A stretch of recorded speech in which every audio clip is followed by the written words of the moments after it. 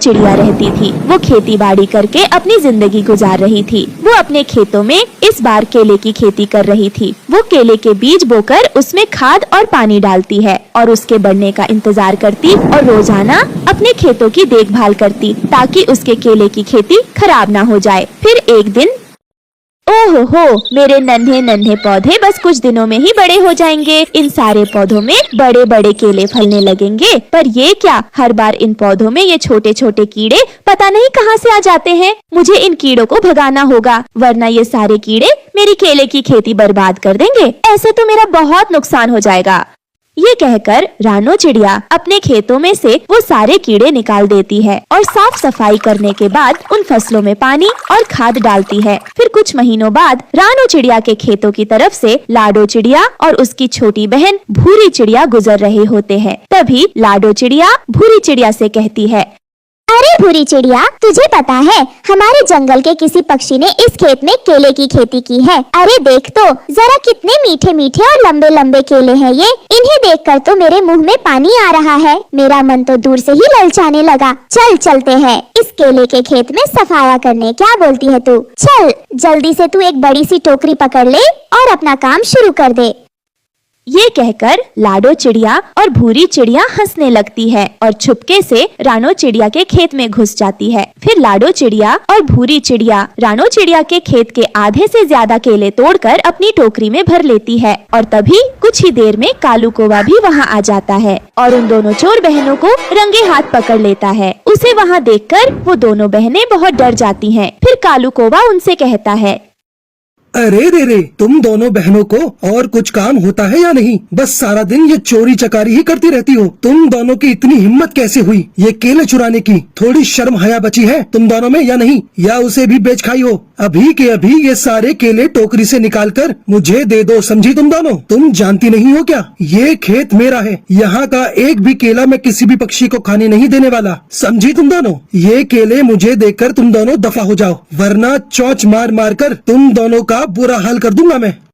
कालू कौवा की ये सारी बातें सुनकर लाडो चिड़िया और भूरी चिड़िया डर जाती है और घबराते हुए उसे कहती है, अरे कालू भैया, हम माफ कर दो। हमें तो बिल्कुल भी पता नहीं था कि ये केले का खेत आपका है। और बाप रे बाप, आप इतनी जल्दी गुस्सा भी हो गए। हम तो मजाक कर रहे थे। थोड़ा शांत रहिए भैया, हम दोनों बहनें चोरी थोड़ी कर रहे थे। हम तो तुम्हारी मदद कर रहे थे। हमें पहले से ही पता था कि ये खेत तुम्हारा है और इसी कारण से हम तुम्हारी केले की खेती बर्बाद होते नहीं देख सकते, इसलिए हम टोकरी लेकर ये केले तोड़ रहे थे। ये बात सुनकर कालू कौवा उन दोनों बहनों से कहता है, अच्छा चलो ठीक है, तो फिर एक काम करो, तुम दोनों बहनें सारे केले तोड़कर इस बड़ी टोकरी में रखो और इस काम के बदले मैं तुम्हें एक एक दर्जन केले दे दूंगा। बोलो तुम्हें मंजूर है या नहीं? उस कालू की बात सुनकर वो दोनों बहनें झट से उसे हाँ कर देती हैं और उससे कहती हैं, हाँ हाँ कालू भैया, क्यों नहीं, नेकी और पूछ पूछ। हम अभी बस कुछ ही मिनटों में ये काम कर देते हैं। वैसे भी ये काम हमारे बाई हाथ का खेल है। क्यों भूरी, सही कहा ना मैंने? फिर लाडो चिड़िया और भूरी चिड़िया उस खेत के सारे केले तोड़कर बड़ी टोकरी में डालने लगती है और फिर कुछ समय बाद कालू उन दोनों बहनों से कहता है, ये लो तुम दोनों के एक एक दर्जन केले, अब तुम जा सकती हो यहाँ से। फिर कुछ दिनों बाद रानो चिड़िया अपने केले के खेतों में जाती है और वहाँ का हाल देखकर उसके तो होश उड़ जाते हैं और वो बहुत परेशान हो जाती है।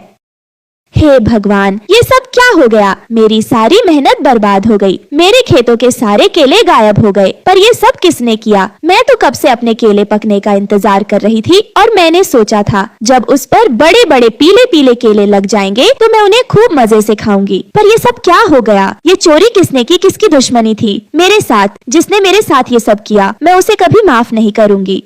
तभी उसका दोस्त हरिया तोता रानो चिड़िया से कहता है, अरे रानो, इस खेत के सारे केले गायब नहीं हुए हैं, इन्हें यहाँ से गायब करवाया गया है। ये तुम क्या बोल रहे हो हरिया तोता? ऐसा कौन कर सकता है मेरे साथ? मैंने तो कभी किसी के साथ बुरा नहीं किया। हाँ रानो चिड़िया, मैं सच कह रहा हूँ। ये देखो, जमीन में टोकरियों के निशान पड़े हैं और मैंने ऐसी टोकरी लाडो चिड़िया और भूरी चिड़िया के घर पर देखी थी। चलो तुम दोनों मेरे साथ, हमें उनके घर जाना होगा। हमारे सारे सवालों के जवाब हमें वहीं मिलेंगे। ये कहकर हरिया तोता और रानो चिड़िया उन दोनों चोर बहनों के घर जाते हैं और देखते हैं कि वो दोनों बहनें मजे से केले खा रही थीं। ये देखकर उन दोनों को बहुत गुस्सा आता है। फिर वो उससे सवाल करने लगते हैं।